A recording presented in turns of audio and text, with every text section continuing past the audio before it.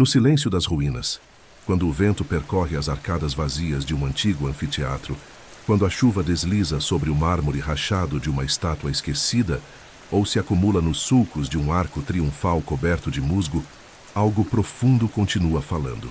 Não com palavras, não com gritos, mas com a linguagem eterna da pedra. A arte e a arquitetura de Roma, tão vastas, tão presentes ainda hoje, não foram apenas expressão estética. Foram, acima de tudo, um discurso calculado, um instrumento de dominação, um espelho do poder que desejava ser eterno. E, ao contrário do que pensam os olhos desatentos, os monumentos de Roma não foram criados para o deleite puro dos sentidos. Eles foram concebidos como armas simbólicas, como ferramentas de controle, como textos esculpidos para serem lidos pela multidão analfabeta que ocupava as ruas da cidade eterna. Desde os tempos mais antigos, Roma entendeu que a beleza pode ser usada como máscara do poder, que uma coluna não é apenas uma estrutura de pedra, mas uma promessa de ordem, que um mosaico é mais do que uma composição colorida, é a expressão de uma identidade coletiva, de uma ideologia imposta aos olhos de todos. Em cada mármore lapidado havia um gesto político, em cada templo erguido, uma tentativa de capturar a eternidade.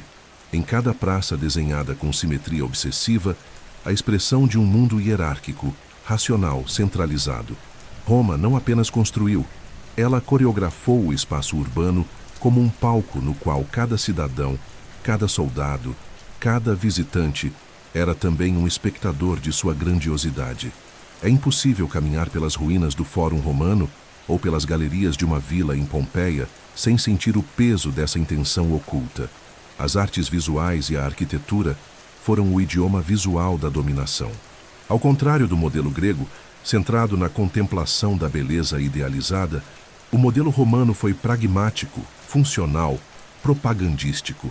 Era preciso convencer, era preciso deslumbrar, era preciso aterrorizar, tudo ao mesmo tempo.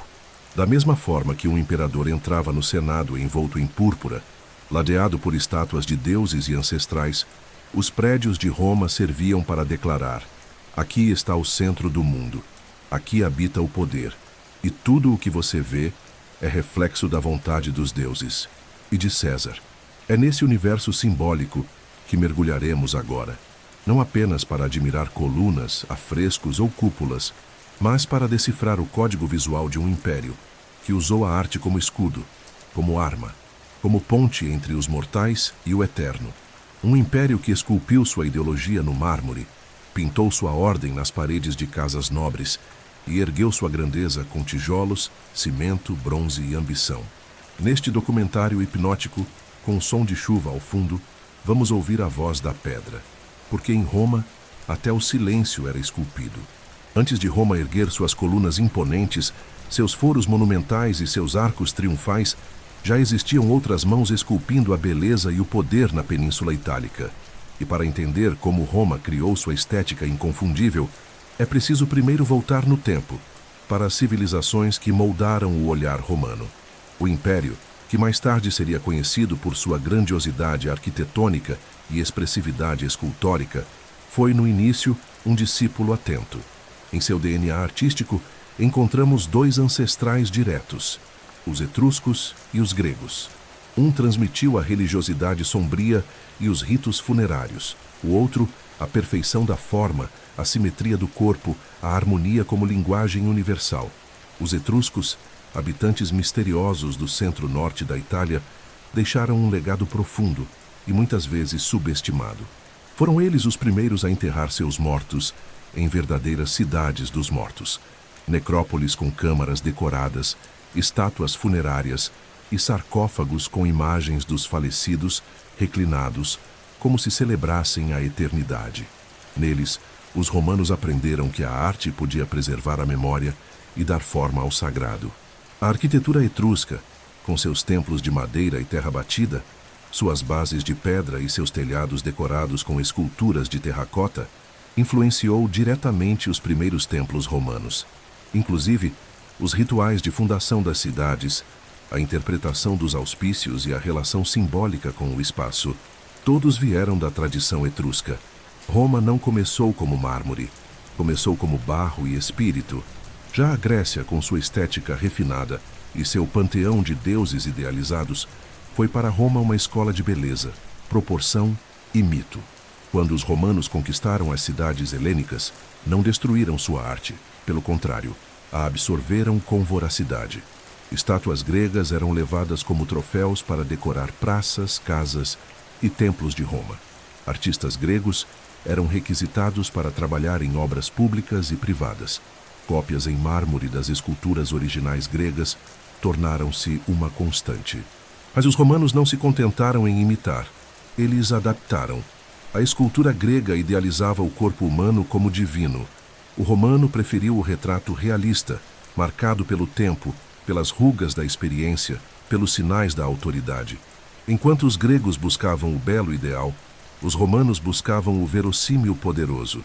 Na arquitetura, o legado grego se funde com a ousadia prática romana. As ordens clássicas, dórica, jônica e coríntia, foram preservadas e reorganizadas nas fachadas dos edifícios públicos. Mas o que os gregos erguiam com equilíbrio, os romanos ampliaram com ambição.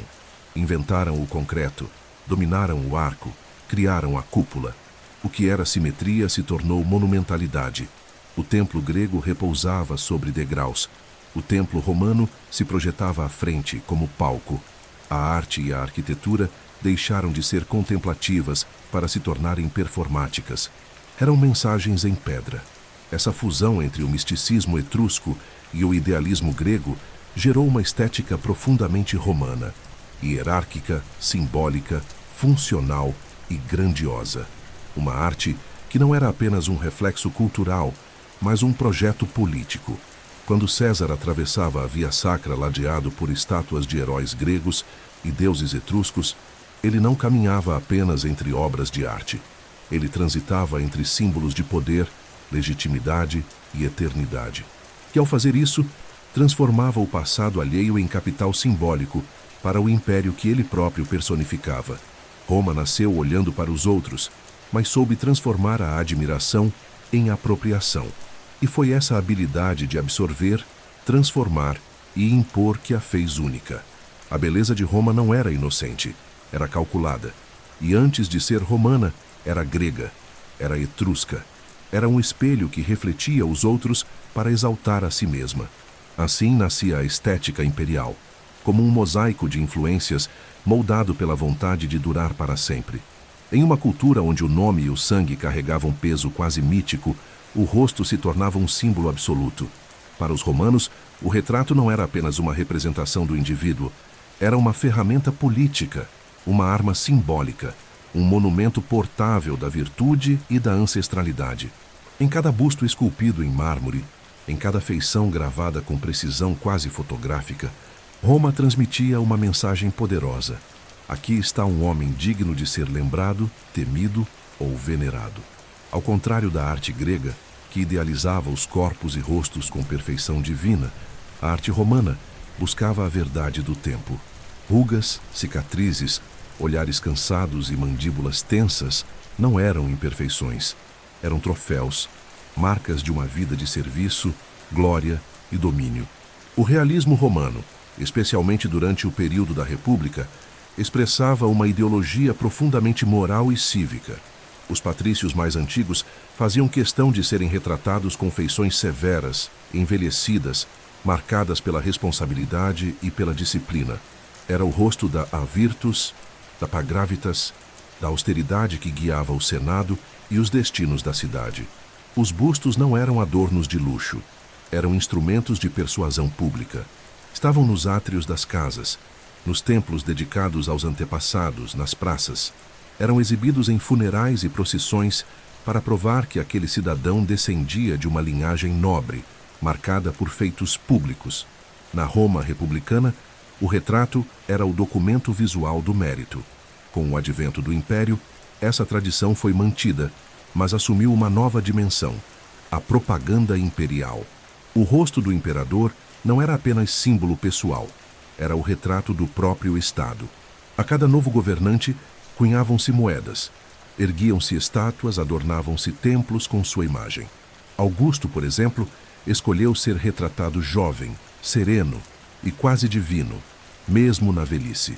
Sua imagem controlada contrastava com a da República anterior e fundava um novo paradigma: o poder eterno, idealizado, onipresente. O retrato se tornava, então, instrumento de unificação visual do império. Em cada província, do Egito à Espanha, qualquer cidadão podia olhar uma moeda e reconhecer o governante. O rosto do imperador era uma extensão do poder de Roma. Mas não apenas os homens poderosos buscavam a eternidade em mármore. As mulheres da elite, embora em número reduzido na arte pública, também usavam o retrato como marca de status e influência. Muitas vezes retratadas como deusas, com penteados elaborados que serviam como código visual da época e da casa imperial, elas também participavam desse jogo simbólico. A estátua de Lívia, esposa de Augusto, por exemplo, mescla sobriedade matronal e idealização divina, representando a fusão entre a moral tradicional e o novo culto à dinastia. Com o tempo, o realismo deu lugar a formas mais estilizadas, especialmente nas crises do século III depois de Cristo, quando a arte reflete a instabilidade do império. Os olhos das estátuas tornam-se mais abstratos, os traços menos individualizados, como se o rosto se esvaziasse em meio ao colapso. O retrato passa de instrumento de glória para reflexo da decadência. Ainda assim, a tradição sobrevive. Quando se caminha por museus da Europa ou pelas ruínas de Roma e se depara com um busto de Cícero, de Trajano ou de Sêneca, é como se o tempo parasse. Há ali um olhar voltado diretamente para nós, cruzando os séculos com uma pergunta silenciosa: você ainda reconhece a força do meu nome? A arte do retrato romano, mais do que qualquer outra, ensinou à humanidade que um rosto pode ser mais duradouro que uma dinastia, mais eloquente que um discurso, mais imortal que um império. Por entre as ruínas de Roma, ainda hoje erguem-se figuras silenciosas, imóveis diante do tempo, mas vivas no imaginário de toda uma civilização. Estátuas, colossos, monumentos e pedestais foram os mensageiros de uma narrativa cuidadosamente construída, a do poder como presença física, como eternidade esculpida. Nenhuma cidade da antiguidade foi tão repleta de corpos de pedra quanto Roma. Nenhuma foi tão obcecada em usar a figura humana como espelho da autoridade. Para os romanos, esculpir era mais do que arte. Era uma forma de eternizar a glória, fixar o passado e moldar o futuro pela imagem idealizada do presente. As estátuas eram colocadas em todos os espaços visíveis: nas praças, nos templos, nos fóruns, nos banhos públicos, nos jardins das vilas. Havia uma verdadeira política da imagem. Para ser lembrado, era preciso ser visto, e para ser visto, era preciso estar esculpido. O bronze e o mármore tornavam-se os corpos simbólicos dos imperadores, generais, senadores e até de deuses domesticados pelo Estado. Não se tratava apenas de retratar o indivíduo, mas de projetar nele as virtudes públicas: pietas, virtus, clementia, justitia. Assim como um monumento marcava uma vitória militar, uma estátua marcava uma vitória moral. Durante a República, estátuas comemorativas eram erguidas por mérito público. Cidadãos que haviam salvado vidas, conquistado vitórias ou prestado grandes serviços à cidade, podiam receber a honra de uma estátua no fórum. Mas com o Império, essa lógica se transformou. O mérito cede lugar ao culto da autoridade. Estátuas de Augusto, de Trajano, de Adriano multiplicam-se pelas cidades como símbolos de um império que quer ser visível em cada pedra. Os corpos divinizados dos imperadores não eram mais simples retratos, eram epifanias. Em algumas estátuas, o governante é retratado como Apolo, Júpiter ou Marte, fundindo sua imagem com a do panteão tradicional. Era a apoteose política, onde o homem se fundia com o divino pela via estética. A escolha dos materiais também não era aleatória. O mármore branco, associado à pureza e à grandiosidade, vinha frequentemente das pedreiras do Monte Pentélico ou de Carrara. Já o bronze, mais caro e mais difícil de conservar, era usado para estátuas equestres e retratos de maior impacto. Poucos exemplares sobreviveram à fúria dos séculos e ao reaproveitamento do metal. Mas a estátua equestre de Marco Aurélio, que ainda reina na Praça do Capitólio, é um desses milagres. Sobre o cavalo, de braço erguido, ele domina não apenas o animal, mas o espaço, a cidade, a posteridade. Ali está a imagem perfeita do imperador filósofo, sereno e absoluto. Os monumentos narrativos, como a coluna de Trajano ou os relevos nos arcos de triunfo, iam além da forma estática. Contavam histórias. Eram livros de pedra para um povo em grande parte analfabeto. Ali estavam esculpidas as batalhas, as marchas, os inimigos derrotados, os deuses favorecendo Roma. A arte monumental romana era ao mesmo tempo memória e doutrina. Uma lição cívica esculpida para durar milênios. Em tempos de crise, muitos desses monumentos foram reesculpidos. Os rostos eram apagados, os nomes raspados, os inimigos eliminados da narrativa. A damnatio memoriae, a condenação ao esquecimento, era aplicada não apenas nos livros, mas nas estátuas. O mármore tornava-se então campo de batalha simbólico, onde o tempo era manipulado ao sabor do poder vigente. A eternidade era reeditável. E, no entanto, mesmo danificadas, mutiladas, cobertas de líquen ou esquecidas em depósitos arqueológicos, essas obras ainda falam. O olhar de uma estátua romana, mesmo sem pupilas, ainda comunica. A postura, o gesto, a presença, tudo nelas revela um império que quis se tornar imortal pela imagem. E, de certo modo, conseguiu.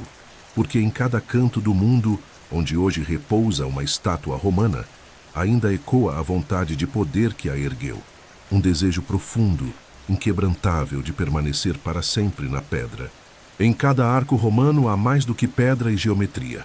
Há um grito petrificado de vitória, uma celebração silenciosa de conquista, uma página de história esculpida para resistir ao tempo e à memória dos vencidos. Os arcos monumentais. Talvez uma das formas mais simbólicas da arte arquitetônica romana não eram simples estruturas de passagem. Eram portais narrativos, colossos de propaganda erigidos para eternizar feitos militares, glorificar imperadores e construir uma memória pública visual que fundisse arquitetura, escultura e ideologia num só corpo. Cada arco marcava uma fronteira simbólica, entre o passado e o futuro, entre a guerra e a paz, entre o homem e o mito. Diferentemente dos templos que conectavam os vivos aos deuses e dos fóruns que organizavam a vida civil, os arcos triunfais celebravam o instante épico da vitória. Eles nasciam de um evento preciso, um triunfo militar, a expansão de fronteiras, a dominação de um povo estrangeiro, e materializavam esse momento numa forma grandiosa e visível. Erguidos em pontos estratégicos das cidades, especialmente ao longo das vias de entrada, nas praças públicas ou próximos ao Fórum Romano, funcionavam como marcos permanentes da glória. Ao passar sob um arco, o cidadão comum era convidado a reviver aquele triunfo, como se o tempo se dobrasse e a vitória voltasse a acontecer, eternamente. Um dos mais famosos é o Tiarco de Tito, erguido em 71 d.C. para comemorar a conquista de Jerusalém. Em seus relevos laterais, vemos soldados romanos carregando o candelabro sagrado do templo judaico, enquanto prisioneiros seguem acorrentados. O detalhe das túnicas, os músculos tensionados, os rostos expressivos, tudo foi esculpido para impactar, para emocionar, para afirmar a supremacia de Roma não apenas sobre a Palestina, mas sobre qualquer povo que ousasse resistir ao seu poder. O arco era, assim, uma forma de narrativa política em 3 dimensões. Uma escultura expandida, uma mensagem gravada na própria cidade. Outro exemplo emblemático é o Etrusco de Constantino, o maior e mais imponente de todos, construído em 315 d.C. Celebrando a vitória de Constantino sobre Maxêncio na Batalha da Ponte Milvia, esse arco é uma colagem ideológica de estilos, contendo relevos reutilizados de monumentos anteriores, como os de Trajano, Adriano e Marco Aurélio. A intenção era clara: vincular o novo imperador à glória dos grandes líderes do passado. Ao reciclar arte imperial anterior, Constantino moldava seu próprio legado como herdeiro legítimo da Roma eterna. E ao erguer esse arco perto do Coliseu, reforçava a fusão entre poder espetáculo e história. A arquitetura se tornava aqui um discurso visual de continuidade e legitimidade. Não apenas os imperadores, mas também os generais de renome podiam ser homenageados com arcos. Alguns arcos mais modestos foram erguidos em províncias distantes, como em Orange, na Gália, ou em Timgad, no norte da África. Mesmo fora da capital, esses monumentos funcionavam como duplicatas da ideologia romana, espalhando sua estética e seus valores por todo o império. Ver um arco era ver Roma. Não importa onde se estivesse. O mármore comunicava a ordem, a vitória, a presença do Estado. Os arcos também possuíam uma função prática e cerimonial. Muitas vezes eram pontos de partida de procissões, marcos para desfiles militares ou para celebrações religiosas. Em rituais de retorno dos exércitos, os generais passavam sob os arcos ao entrarem na cidade, como se estivessem sendo purificados pelo próprio símbolo da vitória. Havia, assim, uma teatralidade embutida na arquitetura. Cada arco era um palco fixo para um espetáculo repetido no tempo e na memória. Ao longo dos séculos, muitos desses arcos foram saqueados, desmontados ou reduzidos a ruínas. E, no entanto, os que restam continuam a falar. São testemunhas silenciosas de um mundo que via na pedra a forma mais sólida de contar sua história. Através deles, Roma transformou batalhas em mitos, comandantes em semideuses, muros em monumentos. Cada arco é uma porta para o passado, mas também uma janela para o desejo mais íntimo de Roma. Não apenas vencer, mas ser lembrada, celebrada e, acima de tudo, imortalizada na arte. Roma não apenas se projetou no espaço, ela o moldou à sua imagem. Cada pedra assentada, cada rua traçada, cada edifício erguido era uma declaração política, uma imposição de ordem, uma encenação de domínio. A arquitetura romana não se limitava a oferecer abrigo ou funcionalidade. Ela era, acima de tudo, uma linguagem.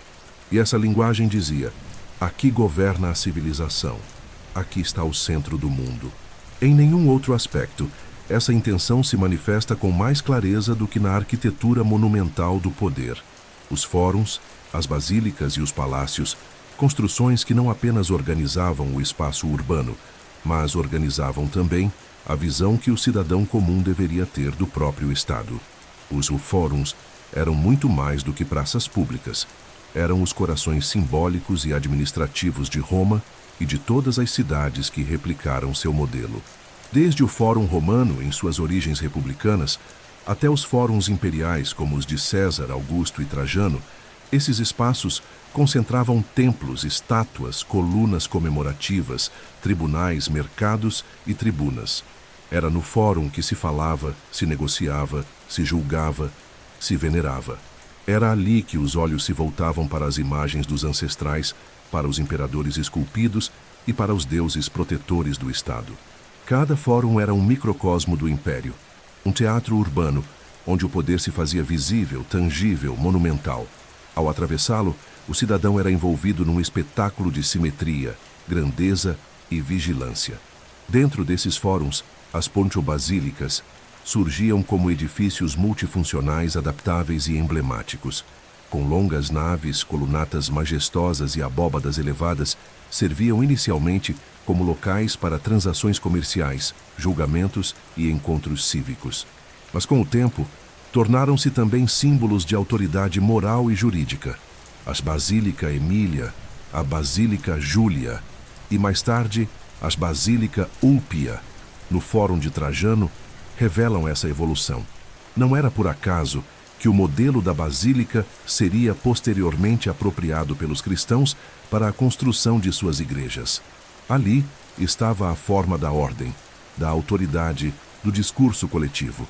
A arquitetura da justiça romana, com sua simetria e solenidade, tornava a lei uma presença quase divina. Já os palácios, como o próprio nome indica, derivado do Monte Palatino, onde residiam os imperadores, não eram meras residências. Eram encarnações do poder absoluto. O Palácio Imperial não era um lar, mas uma instituição. A Domus Aurea, construída por Nero após o incêndio de Roma, é um exemplo extremo dessa teatralização do poder.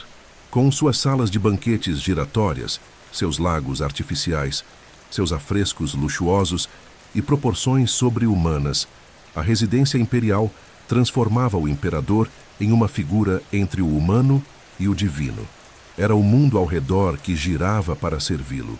E mais do que conforto, o que importava era o impacto visual, a intimidação simbólica, a experiência estética da submissão. A localização estratégica desses edifícios também revelava sua função ideológica.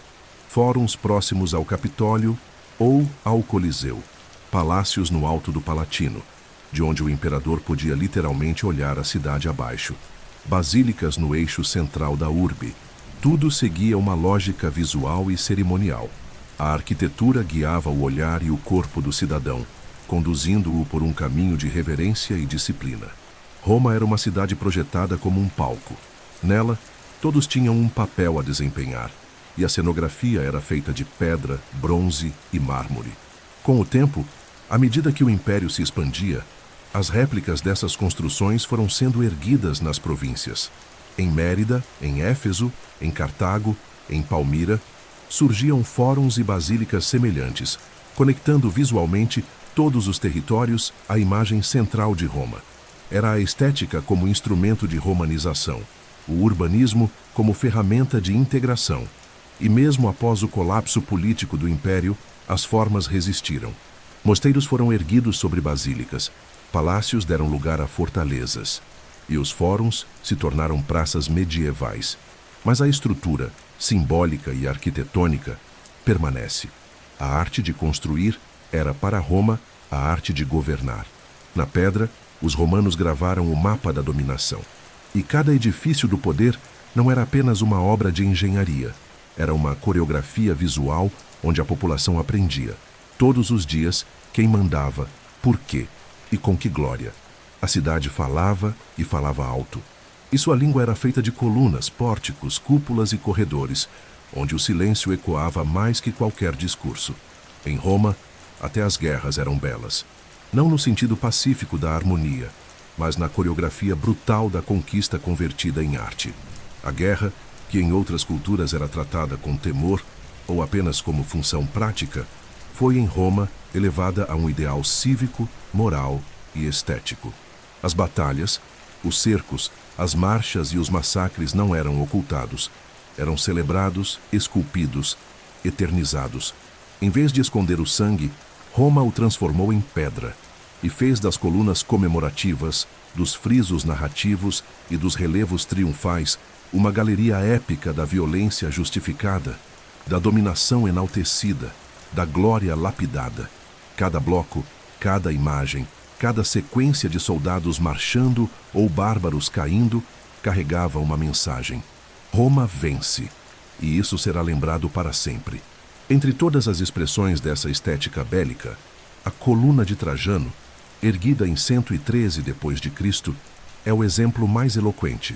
Com seus 38 metros de altura e mais de 200 metros de narrativa espiral, a coluna conta em imagens contínuas as campanhas do imperador Trajano contra os dácios. Em vez de recorrer a textos ou discursos, os arquitetos e escultores da época optaram por uma linguagem visual acessível a todos. Centenas de figuras, dispostas em cenas sequenciais, retratam pontes sendo construídas, cidades sitiadas, inimigos rendidos, oferendas feitas aos deuses. E no centro de tudo, sempre, a figura serena e estratégica de Trajano, que se repete em diversos momentos como o protagonista absoluto da ordem e da justiça. É uma história em pedra, não apenas uma vitória, mas uma lição. A coluna de Marco Aurélio, construída décadas depois, repete a fórmula, agora com tons mais sombrios. Em suas imagens, as guerras marcomanas são retratadas com mais dureza, mostrando o sofrimento dos inimigos, os atos de punição e a fúria do imperador. É um espelho da própria transformação do império. Se Trajano esculpia confiança, Marco Aurélio esculpia tensão. Ainda assim, ambos falam com o mesmo sotaque imperial. A guerra é uma virtude romana, e a pedra, seu escriba fiel.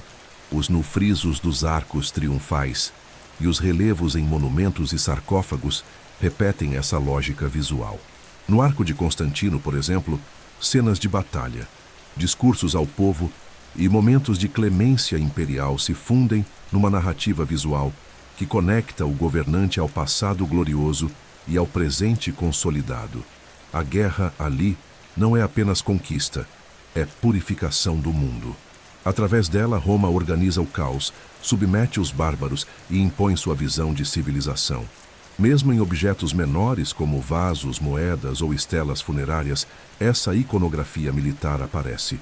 A figura do soldado romano ideal, com sua armadura detalhada, seu escudo redondo e sua lança em riste, tornou-se um símbolo recorrente, quase uma marca registrada do poder.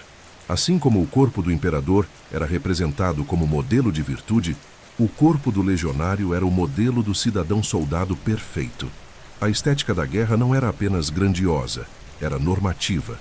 É importante lembrar que, para os romanos, a guerra não era um mal necessário, mas um pilar da identidade coletiva. A arte visualizava essa crença.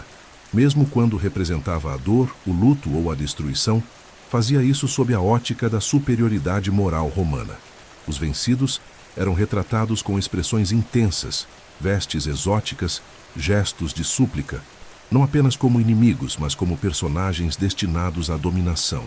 A guerra era, portanto, teatralizada para reforçar a narrativa do destino imperial.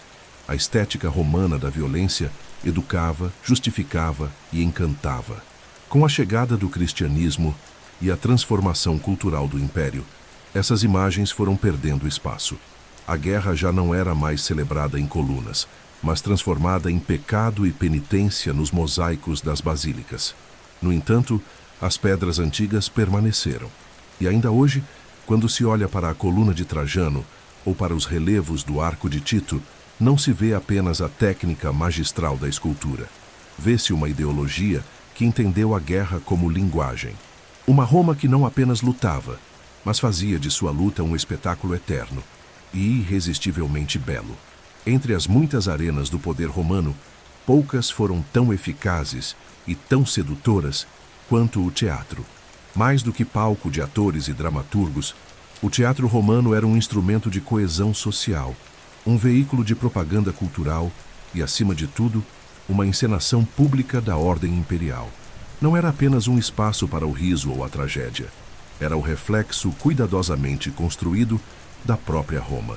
Em cada arquibancada disposta em semicírculo, em cada coluna decorativa, em cada entrada monumental, havia um projeto político por trás da diversão. O teatro não era apenas espetáculo, era pedagogia. E a arquitetura cênica de Roma foi desenhada para ensinar, entreter e controlar.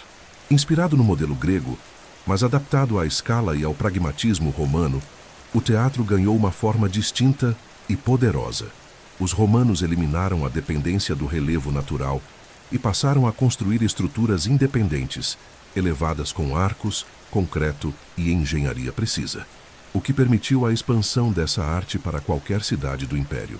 A cavea, a área do público, era dividida por classes sociais com assentos destinados a senadores, cavaleiros, plebeus e, por vezes, mulheres e estrangeiros. A própria disposição do público, portanto, reforçava visualmente a hierarquia social. Sentar-se no teatro era aceitar o lugar que o Estado lhe havia dado. A Senae Frons, a fachada cênica ricamente decorada, com colunas, nichos e estátuas, representava o mundo idealizado de Roma. Atrás dela, os bastidores da política cultural imperial. As peças encenadas, muitas vezes adaptações de textos gregos, ganhavam atualizações políticas.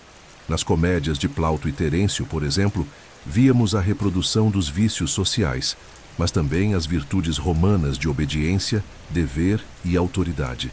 Mesmo a sátira, tão popular entre o povo, era cuidadosamente vigiada. Nada era apresentado por acaso. O riso era permitido, mas jamais o questionamento profundo da ordem imperial. Mais do que as palavras, a arquitetura do teatro falava alto. Grandes teatros como o de Marcelo, em Roma, ou os de Orange, Aspendos e Éfeso, nas províncias, eram vitórias visuais. Serviam como demonstração da capacidade técnica de Roma, da presença do Estado e da generosidade dos imperadores que os financiavam. Era comum que edifícios teatrais fossem oferecidos como dádiva dos governantes às cidades, e suas inscrições lembravam a todos quem pagava por aquele prazer coletivo. O teatro, nesse sentido, era um templo da benevolência imperial.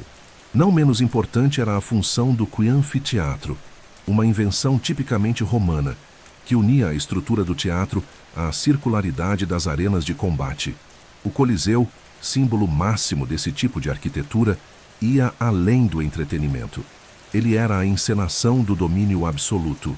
Gladiadores feras, execuções públicas e simulações de batalhas serviam para reafirmar diante de até 50.000 pessoas que Roma era invencível, que a justiça era rápida e que o império estava em paz, porque a violência era encenada para mantê-la longe das ruas reais. Esses espaços também funcionavam como válvulas de escape social. Oferecendo entrada gratuita, pão e jogos, os governantes garantiam o apoio popular e desviavam as tensões políticas para o campo do espetáculo. O famoso panem et circenses, pão e circo, não era apenas uma crítica, era uma estratégia sofisticada de pacificação social. Ao alimentar o corpo e cativar os sentidos, Roma alimentava também a obediência. E ao transformar a política em espetáculo, dissolvia a crítica em aplausos.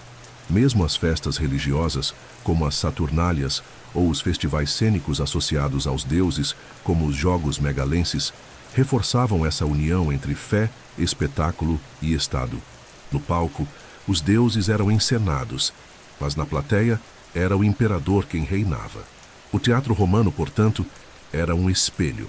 Refletia a glória da cidade, a força do governo, a superioridade da cultura romana sobre todos os outros povos.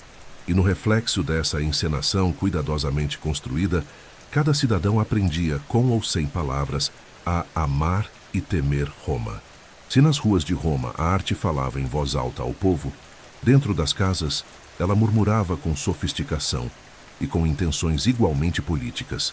As domus dies dos patrícios, os palacetes das elites provinciais e até mesmo algumas habitações de comerciantes abastados tornaram-se, com o tempo, verdadeiras galerias privadas onde o gosto estético se confundia com a ostentação, a erudição e o poder.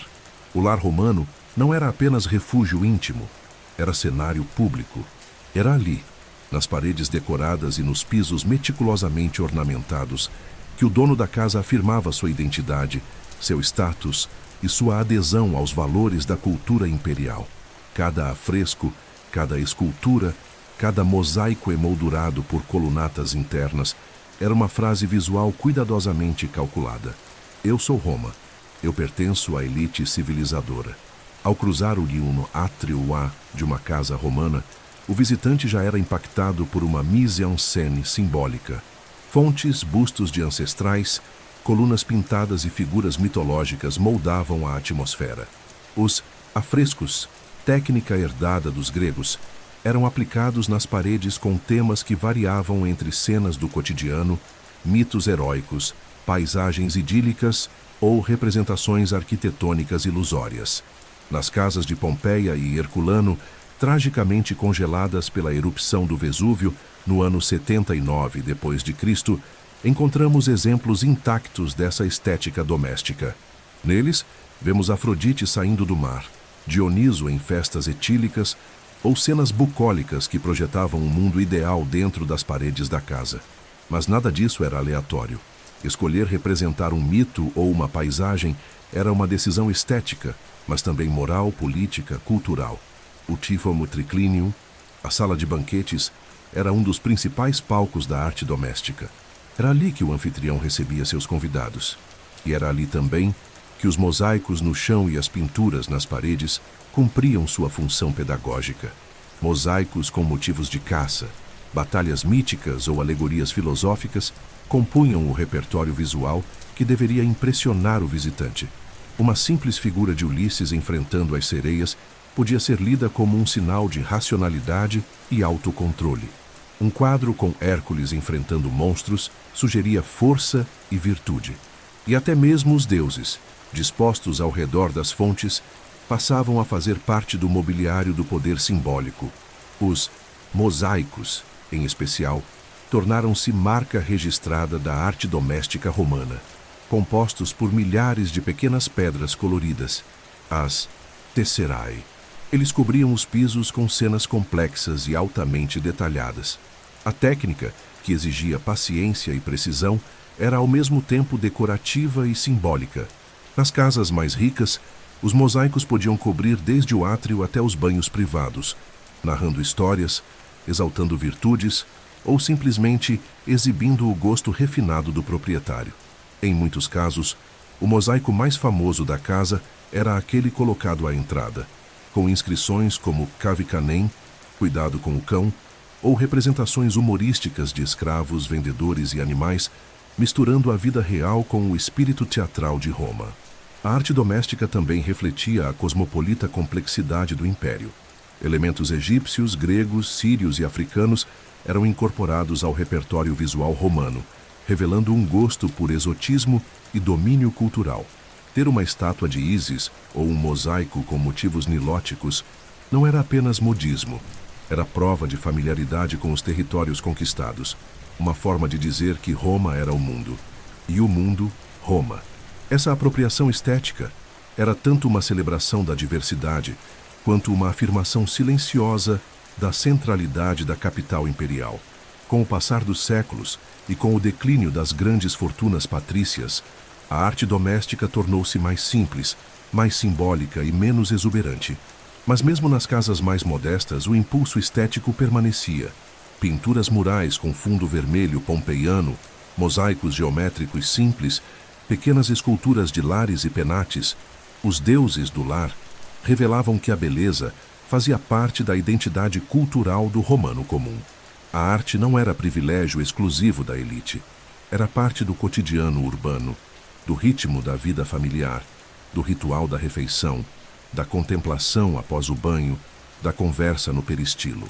E ainda hoje, ao visitar as casas preservadas de Pompeia, ou os museus que guardam esses fragmentos de vida estética, podemos sentir o pulso de uma civilização que fez da arte uma linguagem íntima e pública ao mesmo tempo.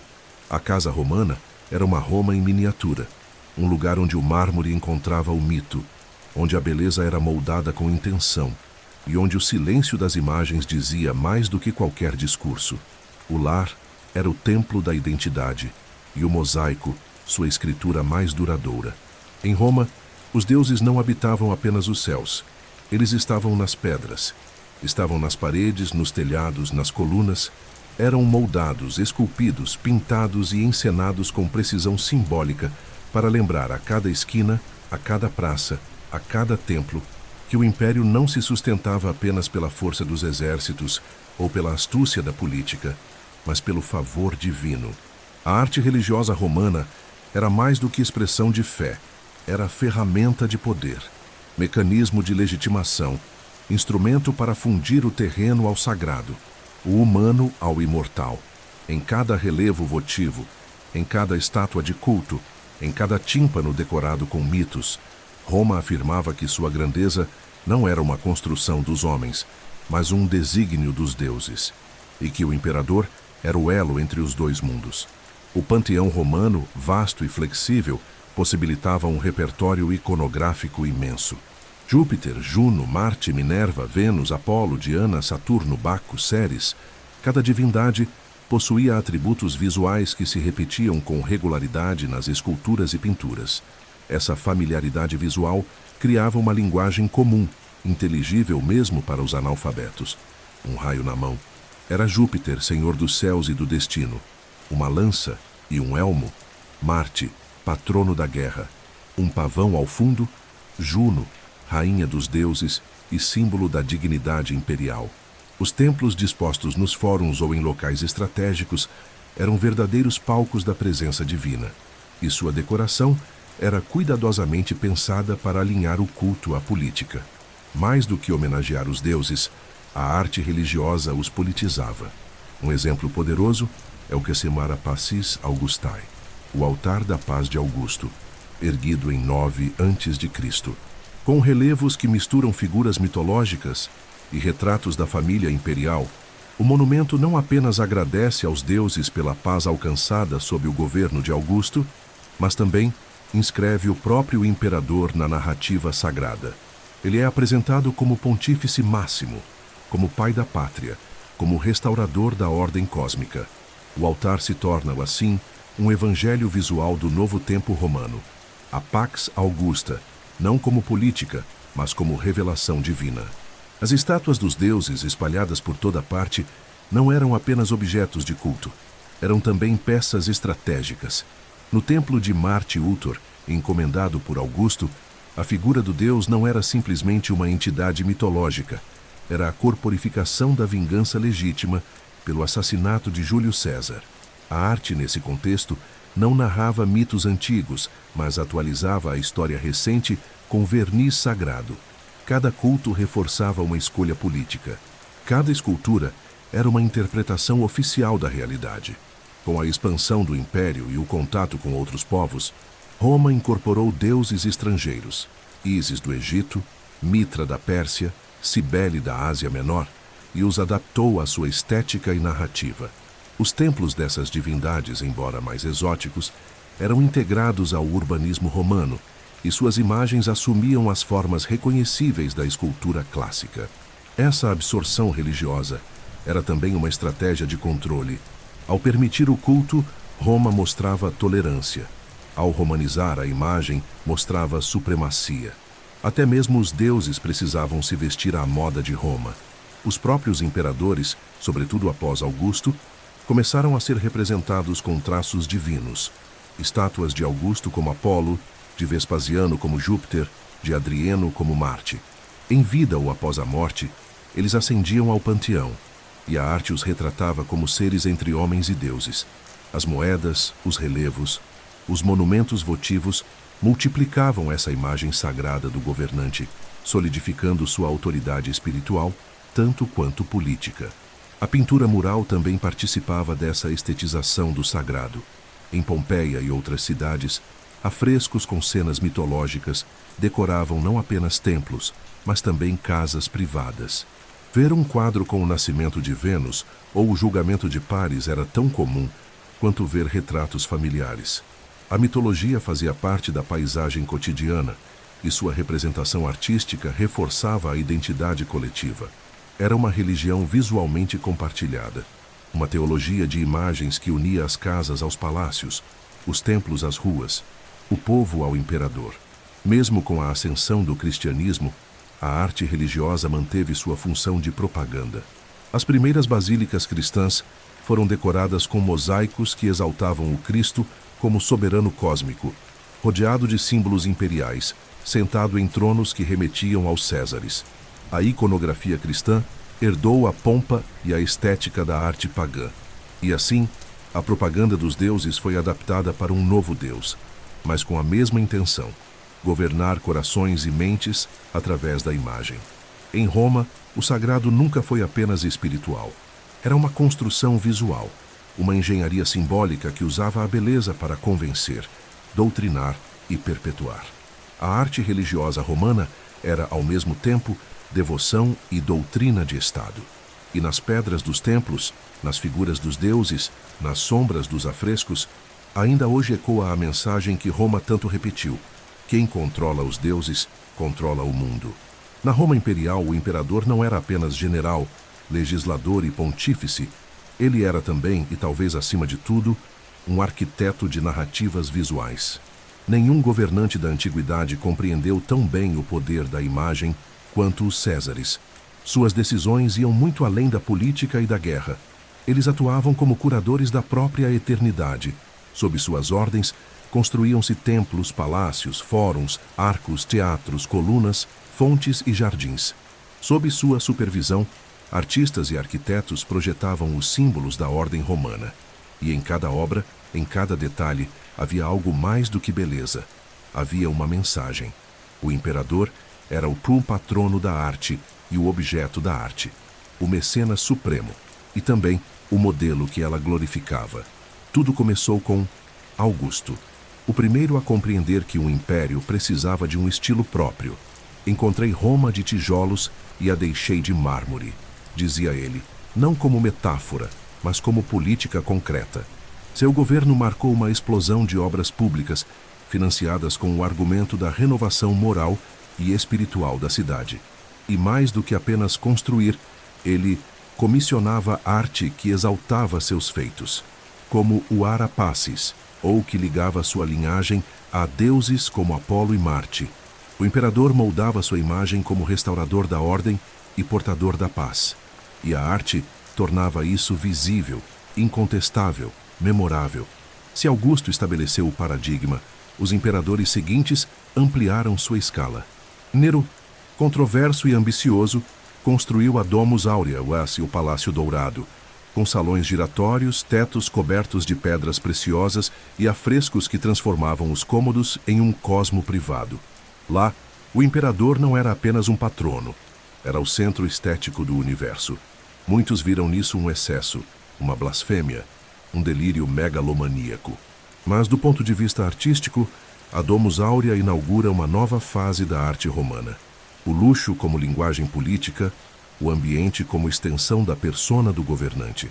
Durante os séculos seguintes, o mecenato imperial consolidou-se como uma obrigação do poder. Trajano financiou obras gigantescas. O Fórum de Trajano, com sua coluna monumental, e a Basílica Úlpia, tornou-se um manifesto urbano de civilização e conquista. Já Hadriano, o imperador filósofo e viajante, usou seu gosto refinado para deixar uma marca estética duradoura. O Panteão, reconstruído sob sua ordem, é uma das mais perfeitas fusões entre engenharia, espiritualidade e cosmologia. Sua vila em Tivoli é um laboratório da arte romana, com influências do Egito, da Grécia, da Ásia Menor, tudo reinterpretado sob a ótica da sofisticação imperial. Essas obras não eram apenas presentes para o povo, eram ferramentas de propaganda e diplomacia. O imperador que construía mostrava não apenas poder, mas generosidade. Ao criar banhos públicos, teatros, fontes e praças, ele se apresentava como pai da pátria, como patrono da beleza e da ordem. Mas toda dádiva vinha com assinatura, inscrições nas fachadas, estátuas em destaque, moedas comemorativas reforçavam que tudo aquilo existia por causa dele e para ele. A cidade era uma galeria imperial a céu aberto. A pintura, a escultura e a literatura também foram beneficiadas por esse mecenato. Poetas como Virgílio, Horácio e Ovídio foram financiados por aliados de Augusto como mecenas, cujo nome se tornaria sinônimo de patrono das artes. A cultura florescia sob o patrocínio do trono, mas com uma missão clara: construir o mito do império. Os livros narravam heróis que prenunciavam Roma. As esculturas exaltavam a genealogia dos imperadores. As pinturas celebravam o destino manifesto da cidade eterna. Mesmo nos períodos de crise, os imperadores continuavam a financiar arte como forma de reafirmar sua legitimidade. Diocleciano construiu um palácio tão grandioso na Dalmácia que séculos depois serviria de base para a cidade de Split. Constantino, ao fundar Constantinopla, transferiu a estética imperial para o Oriente, misturando colunas romanas a igrejas cristãs e inaugurando uma nova fase da arte política. A arte imperial não era neutra. Cada obra construída, cada imagem pintada, cada mito contado, era uma peça no xadrez simbólico da autoridade. E nesse tabuleiro, o imperador jogava com talento estético e cálculo político. Ele não precisava estar presente em cada canto do império. Bastava que sua imagem estivesse. Bastava que suas obras falassem por ele. Bastava que o mármore dissesse em silêncio aquilo que o tempo jamais deveria apagar. Eu construí, eu dominei, eu permaneci. Roma não conquistava territórios apenas com legiões. Ela os dominava com colinhas retas, com ruas bem traçadas, fóruns simétricos, quadras regulares, templos alinhados com os eixos do sol. A cidade romana era um corpo construído com proporções matemáticas e um espírito organizado pela geometria do poder. Desde as mais simples colônias até as capitais provinciais mais majestosas, o urbanismo romano obedecia a um princípio estético que ia muito além da beleza. Ele impunha a ordem. E essa ordem era visual, simbólica, funcional. Era, em última instância, um reflexo da própria alma do império. Uma civilização que acreditava que a estabilidade vinha da repetição, da simetria, da previsibilidade. Uma civilização que arquitetava sua própria autoridade. A estrutura básica da cidade romana era o Pau Cardumo e o Cum Decumanus, duas grandes vias que se cruzavam em ângulo reto, dividindo a cidade em 4 quadrantes. Esse padrão ortogonal não era apenas prático, era quase ritual. Repetido com rigor em dezenas de cidades fundadas a partir do século I a.C., ele revelava uma visão de mundo centrada na razão, na clareza e no domínio do espaço. Cada cidade era um reflexo em miniatura da capital. Ao atravessar uma rua de Londinium, Lugdunum ou Tingad, o cidadão sabia que estava em Roma, não porque via o Coliseu, mas porque via a lógica espacial que emanava da urbs. A simetria era um valor cívico. O urbanismo romano não era orgânico, como nas cidades gregas ou do Oriente. Ele era projetado, calculado, imposto. Os quarteirões, chamados de insulae, seguiam padrões definidos, com espaços destinados à habitação, comércio, armazenamento, culto e circulação. As praças centrais, como os fóruns, funcionavam como núcleos de poder e sociabilidade. E os edifícios públicos, termas, teatros, templos, mercados, eram dispostos de maneira a organizar não apenas o espaço, mas também o comportamento. A cidade educava o olhar, e o olhar aprendia a ver o mundo pela régua romana. Essa estética do controle era visível em todos os elementos urbanos. Os aquedutos, por exemplo, traçavam linhas perfeitas no horizonte, conduzindo água com engenharia e elegância. As vias, como a Via Ápia ou a Via Egnatia, cortavam vales e colinas com impressionante linearidade. As muralhas, com torres em intervalos regulares, envolviam as cidades como braços geométricos de proteção. A monumentalidade não surgia do acaso ou da acumulação. Ela era desenhada, planejada, inscrita como marca de um povo que não aceitava o caos. As casas, mesmo nas áreas populares, obedeciam a uma lógica construtiva. As domus da elite seguiam uma distribuição interna simétrica: átrio, peristilo, triclínio, cubícula, dispostos ao redor de pátios e eixos visuais. Essa composição não era apenas estética, mas também simbólica. Refletia a ordem moral, a hierarquia familiar, o ritual do cotidiano. Até os banhos seguiam essa lógica. As maitermas, com seus ambientes sequenciais, apoditerium, tepidarium, caudarium, frigidarium, imitavam o movimento da purificação, do calor ao gelo, do corpo ao espírito. O urbanismo romano também revelava sua vocação para a permanência. A escolha dos materiais, pedra, concreto, tijolos cozidos, visava a durabilidade. Mas não apenas física, durabilidade ideológica. Cada cidade romana era uma âncora cultural. Mesmo após o colapso político do Império, muitas dessas cidades continuaram a viver, suas ruas preservadas, seus traçados utilizados por séculos.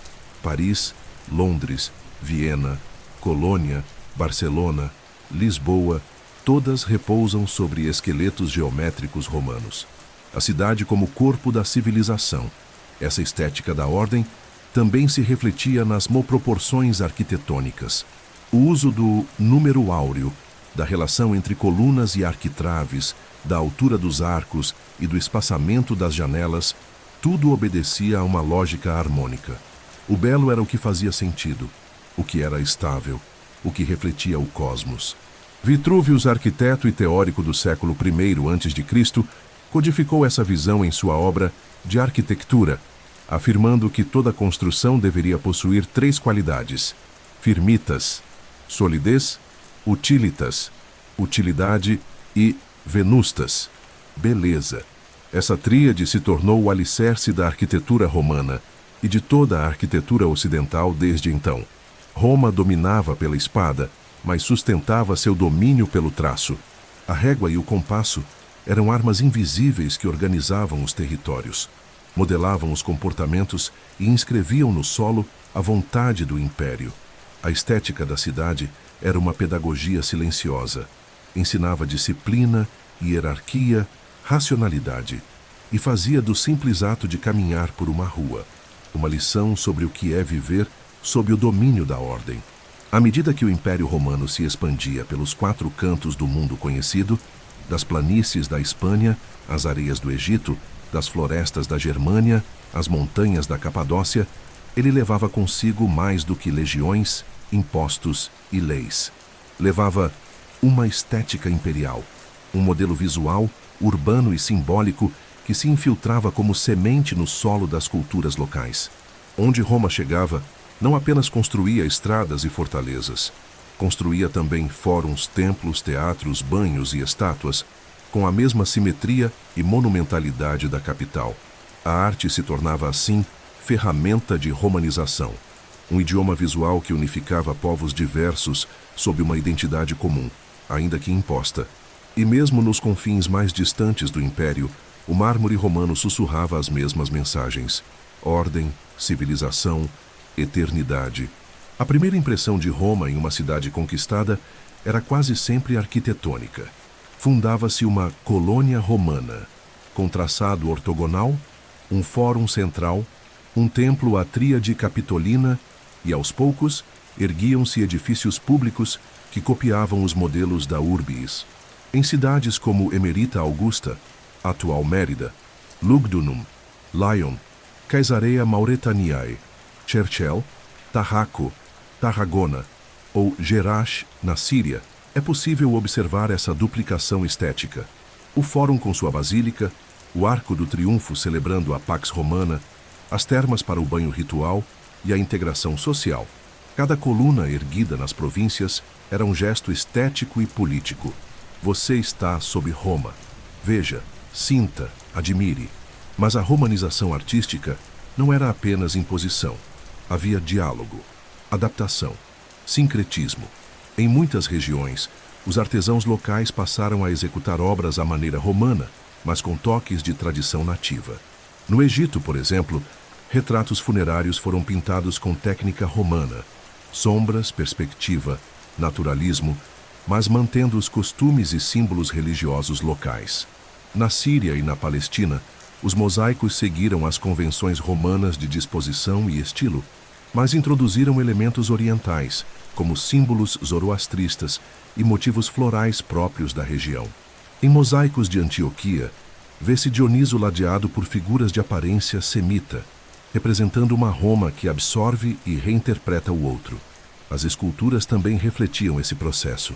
Nas províncias, os governadores, magistrados e elites locais mandavam esculpir estátuas em mármore, segundo os padrões do retrato romano: toga, postura hierática, realismo facial, como forma de afirmar sua romanidade e sua lealdade ao imperador. A arte se tornava um símbolo de status, um passaporte cultural.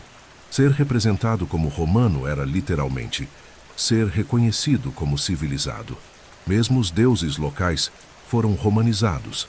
Em regiões celtas, por exemplo, deuses como Toutatis e Epona passaram a ser representados com atributos romanos ou fundidos a figuras como Marte e Diana. A arte era o laboratório da dominação cultural, mas nem sempre a estética romana apagava os traços locais.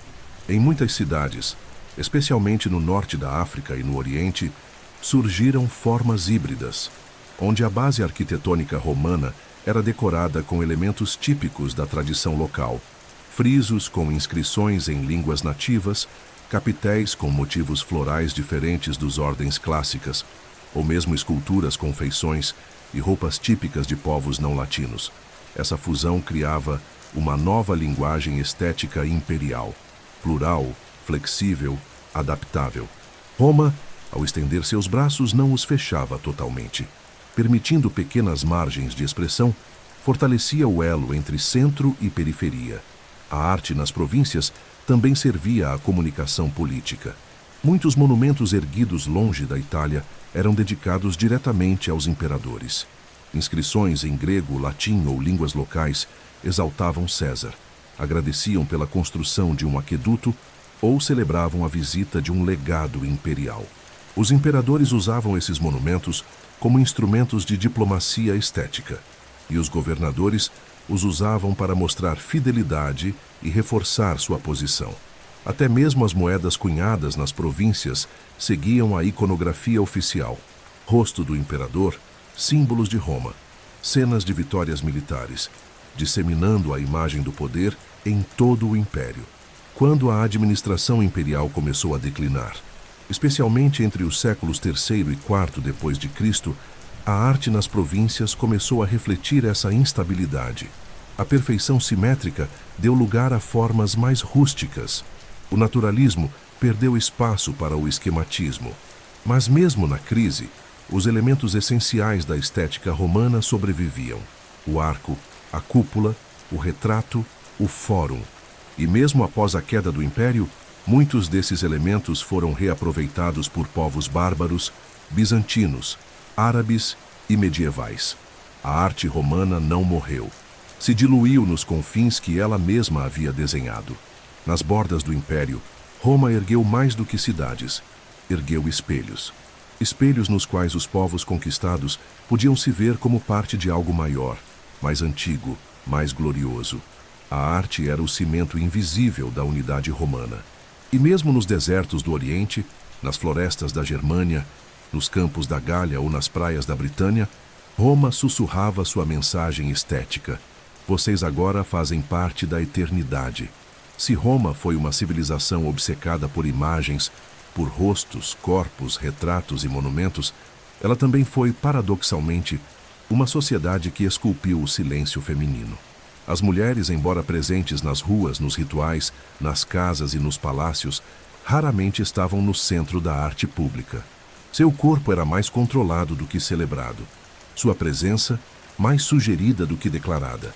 E quando apareciam, fosse em estátuas, bustos ou afrescos, era quase sempre por meio de filtros, da moral, do mito, do poder masculino.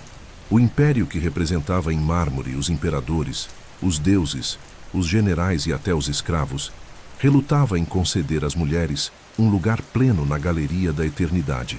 E por isso, o que a arte romana revela das mulheres diz tanto quanto o que ela oculta. Nas esculturas públicas, por exemplo, a figura feminina aparecia, mas quase sempre sob máscaras ideológicas. A mulher era representada como deusa, Vênus, Juno, Minerva, Diana, nunca como indivíduo comum. Quando não divinizadas, eram retratadas como alegorias: a paz, a vitória, a abundância, a liberdade. Seus corpos seguiam os modelos gregos clássicos, suavemente idealizados, com expressões serenas e posturas contidas. Eram belas, mas não perigosas, sensuais, mas não provocadoras, presentes, mas não autoras da própria narrativa. Eram símbolos, não sujeitos. Nas famílias imperiais, no entanto, as mulheres ganhavam visibilidade estética, mas sempre como extensões do poder masculino. As imperatrizes e matronas da elite romana eram retratadas com trajes recatados, véus sobre os cabelos, feições idealizadas que remetiam às virtudes domésticas: fidelidade, pudor, maternidade. Lívia, esposa de Augusto, foi representada como modelo de sobriedade e moralidade. Agripina, mãe de Nero, apareceu em moedas e relevos como mãe do herdeiro legítimo. Mas nenhuma dessas imagens celebrava a autonomia. Elas eram instrumentos visuais para reforçar a estabilidade dinástica, a continuidade do sangue, a nobreza da linhagem. O busto feminino tornava-se um pedestal da masculinidade imperial. Nas casas patrícias, as mulheres apareciam com mais frequência e mais ambiguidade. Afrescos em Pompeia revelam figuras femininas em posições de destaque. Mulheres lendo, tocando instrumentos, presidindo banquetes, ou mesmo encarnando musas e heroínas míticas. Mas o contexto é revelador. Essas imagens decoravam ambientes privados, destinadas ao olhar masculino. A arte doméstica oferecia uma visão mais íntima, mas ainda filtrada pelo desejo, pela idealização, pelo controle. A mulher era a musa, objeto de contemplação, símbolo da cultura e do refinamento. mas raramente autora de sua própria história visual. Curiosamente, o retrato funerário talvez seja o espaço onde as mulheres romanas mais se aproximaram de uma presença real. Nos columbários e túmulos familiares, encontramos bustos de mulheres com feições individualizadas, inscrições que exaltam sua virtude, sua dedicação ao lar, sua memória. Algumas são retratadas com livros, instrumentos, joias, sinais de instrução e status. Aqui o mármore parece se tornar menos propagandístico e mais afetivo. A arte funerária revela o que a arte pública escondia: a mulher como sujeito, como ser vivido, como figura que deixa saudade e legado. E mesmo nessas imagens, ainda se percebe o eco das normas. Elas são boas esposas, mães exemplares, filhas dedicadas.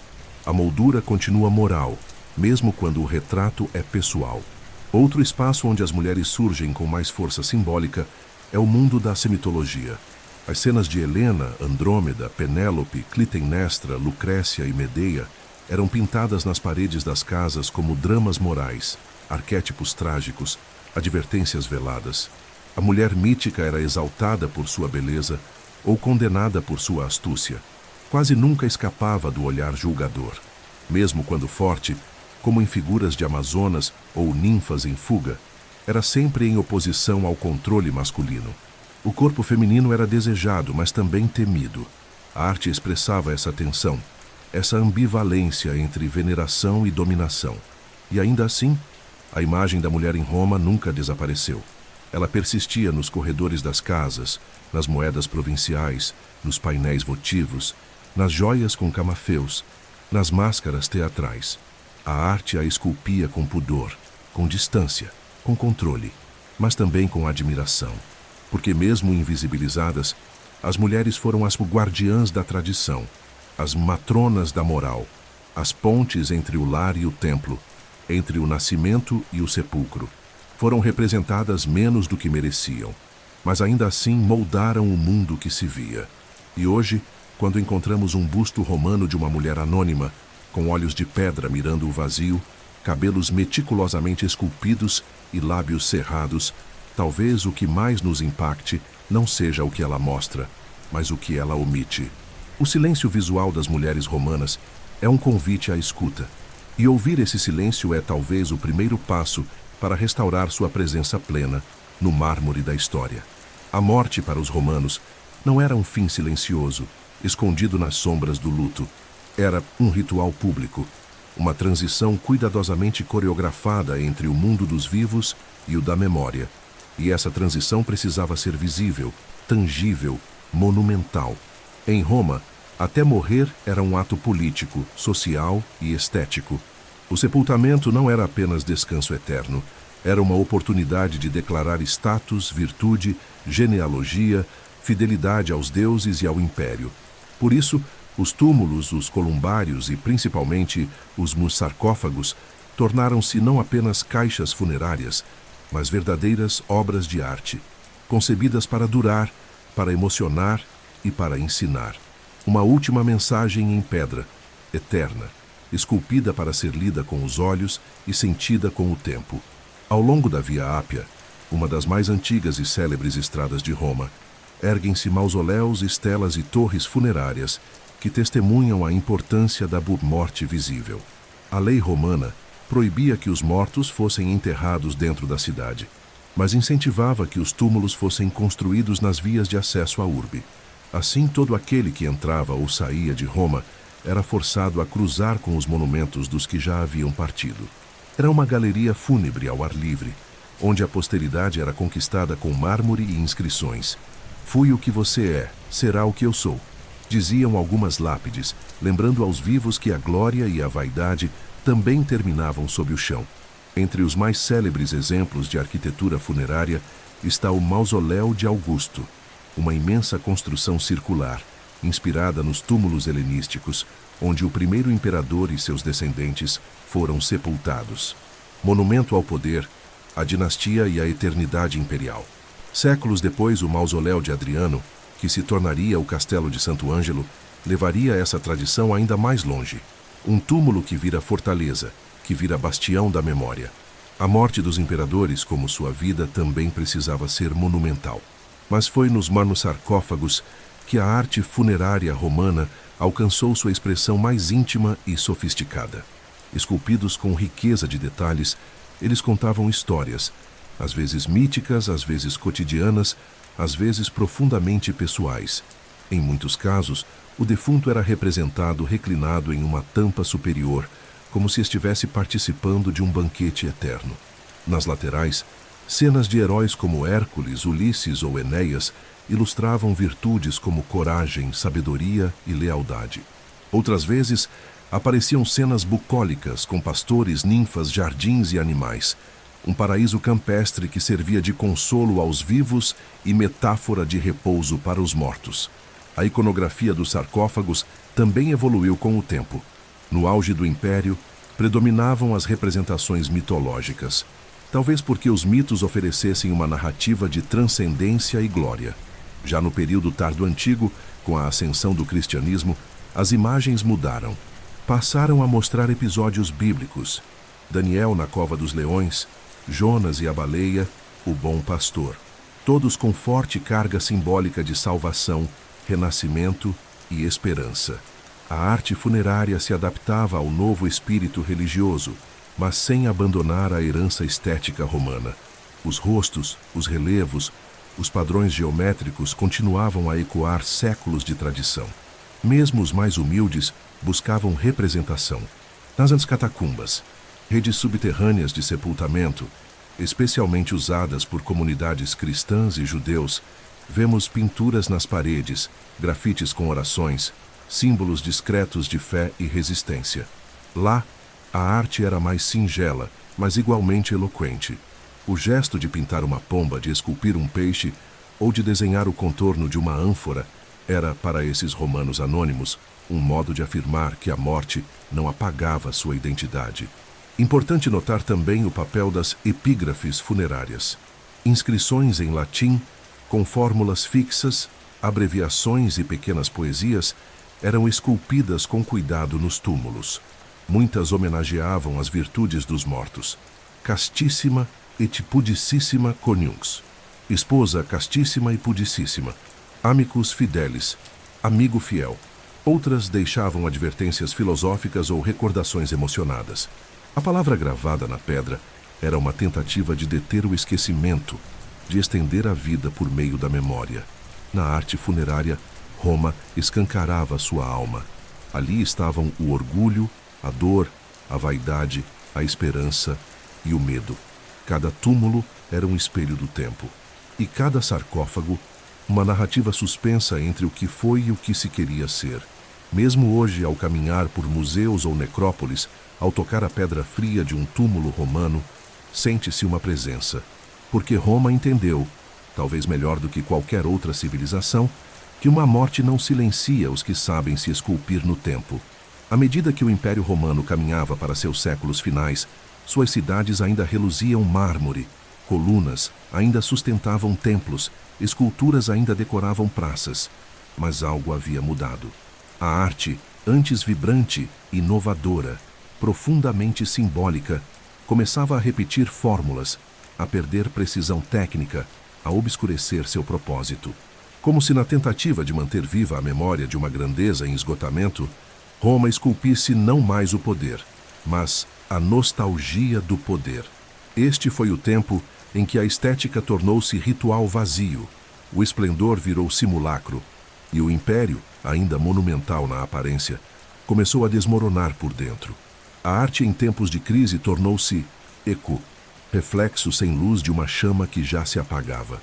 A partir do século III d.C., o Império enfrentava pressões múltiplas, invasões bárbaras nas fronteiras, inflação galopante, colapso administrativo, instabilidade política. Os imperadores sucediam-se rapidamente, muitos assassinados ou depostos. E a arte, espelho desse caos, já não conseguia esconder as rachaduras da civilização. O realismo expressivo dos retratos imperiais dava lugar a rostos duros, esquemáticos, com olhos fixos e desproporcionais. A expressão emocional cedia espaço à rigidez. O corpo, antes estudado com anatomia e movimento, tornava-se plano, congelado. A escultura já não era celebração, era insistência, uma tentativa de dizer, ainda somos Roma, quando tudo ao redor gritava o contrário. Monumentos continuaram a ser erguidos, mas carregavam agora as marcas da urgência e do esgotamento. Foi Arco de Constantino, por exemplo, construído no início do século IV depois de Cristo, incorpora relevos e esculturas retiradas de monumentos anteriores, de épocas de ouro como os reinados de Trajano, Adriano e Marco Aurélio. Essa colagem visual, conhecida como Cones Poliabus, não foi feita apenas por economia de material, mas também por um desejo simbólico de apropriação da glória antiga. Era como se o novo imperador dissesse, sou herdeiro legítimo do passado. Mas esse herdeiro já não criava, copiava. A arte tornava-se repetição, reminiscência, reverência melancólica. Nas moedas, as figuras imperiais tornaram-se caricaturas de poder. Cabelos estilizados como elmos, olhos cada vez maiores, inscrições que exaltavam títulos mais do que feitos reais. As cidades ainda decoravam fóruns e termas com mosaicos, mas com padrões cada vez mais geométricos e estilizados. A precisão naturalista foi substituída por uma estética mais simbólica, menos preocupada com o corpo, mais voltada para o espírito. Era o prenúncio da transição entre a arte clássica e a arte paleocristã e bizantina, onde o valor da imagem residia em sua carga espiritual, não em sua verossimilhança. Esse processo, no entanto, não foi um simples declínio técnico, foi também uma mudança de cosmovisão. A própria ideia de beleza se transformava. O império, que antes se orgulhava da simetria e da proporção como reflexos da ordem cósmica, passava agora a ver a arte como ponte com o divino invisível. Os primeiros cristãos, perseguidos por séculos, ganhavam espaço nas cidades, e sua arte emergia nos subterrâneos, nas catacumbas, nas inscrições discretas, nos símbolos enigmáticos. Quando o cristianismo foi oficializado, no final do século IV, os imperadores já não queriam se parecer com Júpiter ou Marte, mas com pastores piedosos ou juízes celestiais. A estética romana deixava de representar o corpo glorioso e passava a narrar a alma imortal. Ao mesmo tempo, as províncias se fragmentavam e a arte provincial assumia formas rústicas, misturando tradições locais com a estética central. Em muitos casos, sarcófagos de pedra já não tinham rostos definidos. Estátuas perdiam as proporções clássicas. A arte, como o próprio império, desfigurava-se lentamente, e o que restava era a monumentalidade como casca, como símbolo de algo que já não se sustentava. A cidade eterna ainda existia, mas estava coberta de sombras, de silêncio, de abandono. E, no entanto, mesmo nesse contexto de colapso, a arte romana resistia, não como antes, mas como legado. O passado ainda falava, nas ruínas que os viajantes tocavam, nas colunas que desafiavam os séculos, nas palavras que ecoavam nos túmulos. A arte da crise ensinava não apenas o fim, mas também a persistência. O colapso político não destruiu a herança estética de Roma, apenas a transformou. E essa transformação foi o que permitiu que o espírito romano atravessasse a Idade Média, renascesse no Renascimento e continuasse inspirando até os dias de hoje. A arte em tempos de crise foi, paradoxalmente, a arte da sobrevivência. Quando tudo ruía, ela permaneceu. Mesmo mais dura, menos refinada, menos grandiosa, ela seguia dizendo: Roma ainda está aqui. E talvez seja essa sua mensagem mais profunda. Quando os impérios caem, as imagens resistem. Quando o cristianismo emergiu entre os becos, as catacumbas e os murmúrios de perseguidos, ele parecia um corpo estranho na monumental estética de Roma. Era uma fé dos humildes, dos escravos, dos esquecidos, que se recusava a ajoelhar diante dos deuses de mármore e rejeitava os templos que sustentavam a aura do império. E, no entanto, em poucos séculos, essa fé silenciosa não apenas sobreviveu, transformou-se na nova espinha dorsal do mundo romano. E com ela, uma nova linguagem visual surgiu, lentamente moldada pela tensão entre tradição e revelação, entre o corpo que morre e a alma que ascende. Assim nascia uma nova estética do sagrado. não feita para exaltar imperadores, mas para guiar fiéis rumo à eternidade. No início, a arte cristã se escondia em símbolos, em metáforas, em imagens disfarçadas.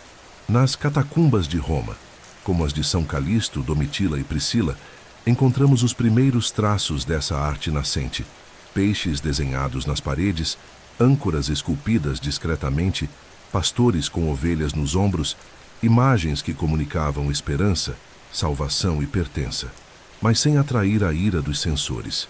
Esses ícones primitivos não buscavam a grandiosidade romana. Não queriam convencer pela forma, mas consolar pela fé. O belo não era mais o simétrico, era o que apontava para o invisível. Com a oficialização do cristianismo sob Constantino, a arte cristã subiu à superfície e encontrou as ferramentas da Roma pagã à sua disposição. Os templos tornaram-se basílicas, adaptadas do modelo civil romano. Não havia mais necessidade de encenação frontal para o culto de uma estátua. Agora, o espaço era voltado para a comunidade, para o altar, para a palavra. A Basílica de São João de Latrão, a Basílica de São Pedro, a Basílica de Santa Sabina, todas conservaram a estrutura romana, mas invertendo sua função simbólica. Em vez de monumentos ao império, tornaram-se monumentos à eternidade divina. Nas paredes e tetos dessas novas igrejas, os mosaicos substituíram os afrescos. Com pedras de vidro douradas e coloridas, criavam-se atmosferas de luz celestial. Cristo era representado não mais como o homem sofredor, mas como Pantocrator, o Senhor do Universo, sentado num trono cercado por anjos, evangelistas e santos. Seu rosto tornava-se mais abstrato, mais fixo, mais simbólico. Os olhos, enormes e penetrantes, fitavam diretamente o fiel, não como um retrato, mas como uma presença espiritual. A beleza não era mais naturalista, era mística. Essa nova estética também transformou o modo de representar o corpo. O nu heróico, tão celebrado na escultura clássica, cedeu espaço a vestes longas, a formas esquemáticas, a posturas hieráticas. Os mártires eram mostrados serenos, mesmo no sofrimento. A carne não era mais objeto de admiração, mas porta de passagem. A arte não queria mais seduzir o olhar, mas elevar o espírito. E para isso usava a linguagem da alegoria, da simetria celeste, da repetição litúrgica. A arte cristã absorvia a estrutura de Roma, mas preenchia-a com novos conteúdos, novos sentidos, nova esperança. As primeiras representações de Pabés Maria, os apóstolos e os santos, também nasceram nesse período. Maria, com manto azul profundo e semblante calmo, tornava-se a nova figura maternal da arte romana, substituindo a Juno Matrona. Pedro e Paulo eram retratados com traços fixos, já canonizados no imaginário. As cenas evangélicas, como o batismo de Cristo, a última ceia, a ressurreição de Lázaro, começaram a compor o novo vocabulário visual. Cada imagem era também catequese. Em uma sociedade onde muitos não sabiam ler, a arte passou a ensinar a fé com cor e forma. Com a divisão do império e o fortalecimento de Constantinopla, essa nova estética se desenvolveria no que chamamos hoje de arte bizantina, mas em sua essência ela ainda carregava Roma. Nas cúpulas, nos arcos, nos pavimentos de mármore, estava o passado imperial, agora a serviço de um Deus único. A arte tornava-se teologia visível. Um novo templo havia nascido, não de colunas jônicas, mas de mosaicos dourados.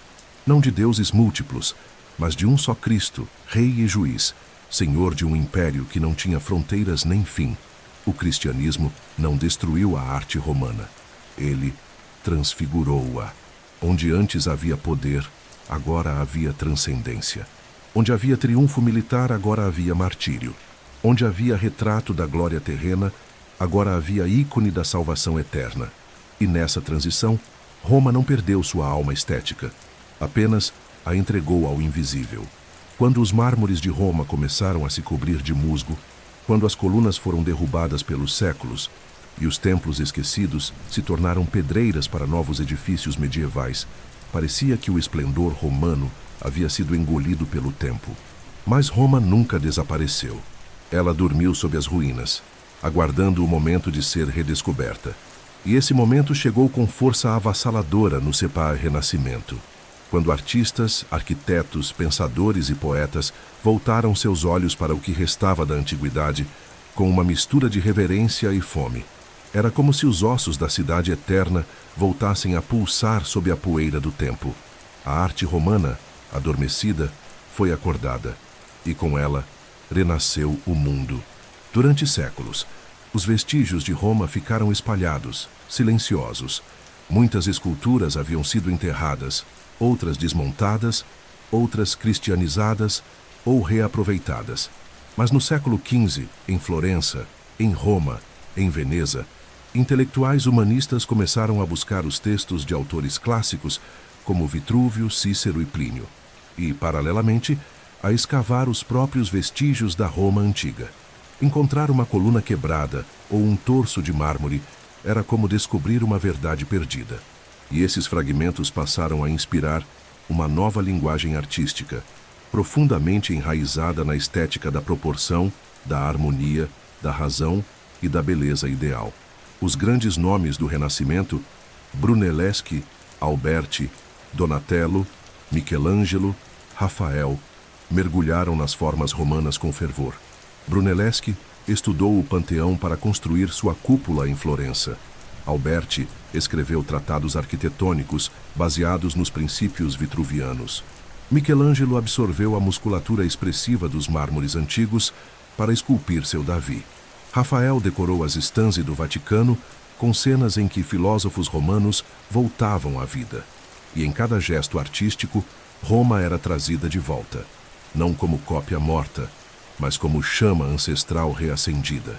Na arquitetura, o legado foi ainda mais visível. As ordens clássicas, dórica, jônica, coríntia, voltaram a dominar fachadas. As proporções áureas passaram a guiar palácios e igrejas. A cúpula, a abóbada de berço, o arco, invenções romanas, tornaram-se os pilares da nova arquitetura europeia. E não só na Itália. Essa estética viajou para a França, Inglaterra, Alemanha, Espanha. Séculos depois, cruzaria o Atlântico e daria forma a capitais inteiras inspiradas em Roma, como Washington, D.C., com seu Capitólio, seus obeliscos, seus templos cívicos. A cidade-império havia se transformado em modelo universal de poder e civilização. O neoclassicismo do século XVIII aprofundou ainda mais essa ligação. As escavações de Pompeia e Herculano reacenderam o fascínio pela vida cotidiana romana. Pintores como Jacques-Louis David representaram cenas heróicas com a moral estoica dos antigos. Escultores como Canova trouxeram de volta a pureza das formas clássicas. Palácios, teatros, jardins e academias por toda a Europa passaram a replicar a gramática visual de Roma. Não era mais apenas arte, era declaração de identidade cultural. Ser moderno era ser herdeiro de Roma. E mesmo nas revoluções, política, estética, tecnológica, Roma seguia presente. Napoleão se fez representar como novo César. Os fascismos do século XX exploraram a iconografia imperial para legitimar seu poder. Mas a arte romana resistiu a essas apropriações ideológicas com uma força própria. Sua verdadeira influência não está nas cópias, mas naquilo que ensinou: que o espaço pode educar, que a forma pode governar, que a beleza pode ser ordem e que a arte pode ser memória moldada em pedra. Nos museus do mundo inteiro, do Louvre ao British Museum, dos Uffizi ao Met, as estátuas romanas continuam de pé, contempladas por milhões. Não mais como meros fragmentos de um passado distante, mas como espelhos de algo essencialmente humano. A busca por sentido, por permanência, por expressão. Em cada busto, em cada sarcófago, em cada capitel, sentimos que Roma não terminou. Ela está no gesto de um arquiteto, no traço de um pintor, no silêncio de um mármore que nunca parou de falar. A arte romana foi, e ainda é, uma ponte entre mundos, entre a matéria e o espírito, entre o poder e a beleza, entre o passado e o que ainda está por vir. Seu legado não mora apenas nas ruínas, Mora na forma como olhamos o mundo, construímos cidades, representamos nossos ideais e sonhamos com o eterno. Elas ainda estão lá, de pé, quebradas, silenciosas, mas não mudas.